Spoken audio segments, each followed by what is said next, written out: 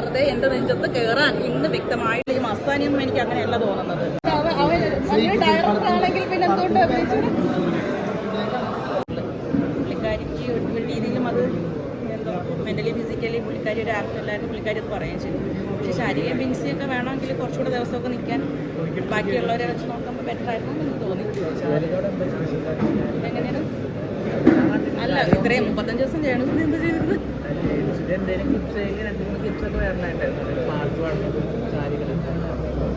ശാരി എന്തായിരുന്നില്ല, എന്നാലും അവിടെ അങ്ങനെ ഒരാളുണ്ട് എന്നുള്ളൊരു ഇതുണ്ടായിരുന്നല്ലോ, അത്രയേ ഉള്ളൂ. അല്ലാതെ ഭയങ്കര സംഭവമായിട്ടൊന്നുമില്ല. ഞാൻ പിന്നെ എനിക്ക് കൊണ്ട് ഞാൻ എനിക്കിപ്പം ഒരു എപ്പിസോഡ് ബേസൊന്നും എനിക്ക് പറയാനില്ല. കാരണം ഞാൻ ആകെ ഒരു 1-2 ആഴ്ച ഞാൻ കണ്ടുകൊടുക്കുന്നതാണ്. രണ്ടാമത്തത് ഞാൻ അന്നെന്നുള്ളത് കാണുന്നതിനനുസരിച്ച് എനിക്ക് പറയുന്നുണ്ട്. അല്ല എനിക്ക് അവരാരും ചെയ്ത കാര്യങ്ങളൊന്നും ഓർത്തിരുന്ന് പറയാൻ പറ്റുന്ന ഒരു ഇതൊന്നും എനിക്കില്ല. അത് വേണ്ടിയിട്ടൊന്നും വലിയ സംഭവമായിട്ട് എനിക്ക് ഫീൽ ചെയ്തില്ല. ടോട്ടൽ മൊത്തത്തിൽ വെച്ചിട്ട് ഒന്ന് നോക്കുകയാണെന്നുണ്ടെങ്കിൽ കോമണർ അനീഷ് തന്നെയാണ് കുറച്ചുകൂടെ ബെറ്റർ ആയിട്ട് എനിക്ക് ഫീൽ ചെയ്തിട്ടുള്ളത്.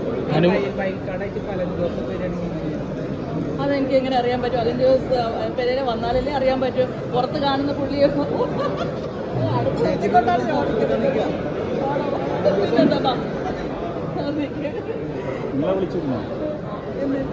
ഞാൻ കഴിഞ്ഞ 3 ദിവസം വിളിച്ചിരുന്നു. കഴിഞ്ഞ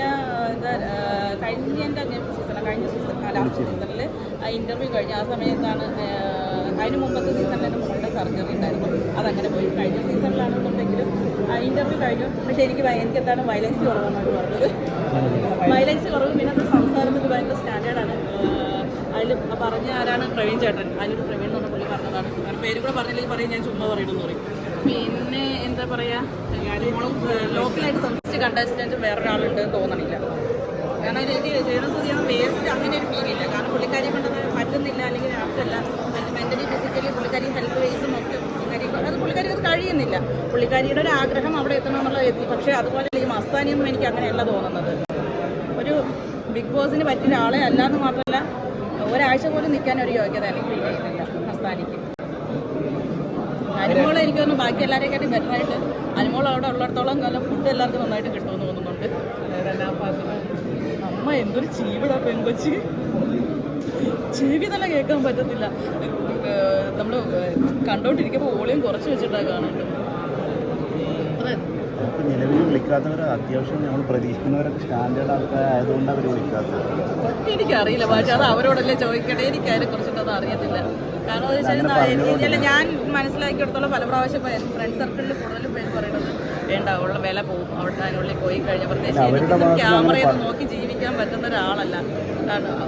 അങ്ങനെ ജീവിച്ചിട്ടുമില്ല. അയ്യോ ക്യാമറ ഉണ്ട് എന്നാൽ പിന്നെ പെട്ടെന്ന് അങ്ങനെ നിനക്ക് അത് പറ്റത്തില്ല.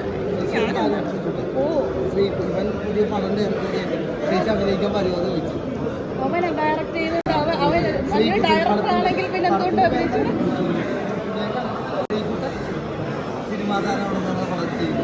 അങ്ങനെ കഥയാണ്. അവൻ നന്നായിട്ട് ഡയറക്റ്റ് ചെയ്യുകയും എന്തുകൊണ്ട് അഭിനയിച്ചുകൊണ്ട് അവനെന്താ വല്ല നിതൃത്വ ജീവിയാണോ? അവരെ മാറ്റി വല്ല പണിയെടുത്ത് പിന്തുണച്ച് ആരെങ്കിലും പോയി അവനെന്താ മനുഷ്യനല്ലേ? എല്ലാരും കൂടെ അല്ലേ അവനെ ഒരു കോമാളി വേഷം. കാരണം എല്ലാരും കൂടെ ഇങ്ങനെ കെട്ടിക്കാൻ നിൽക്കുമ്പോൾ അവൻ പെട്ടെന്ന്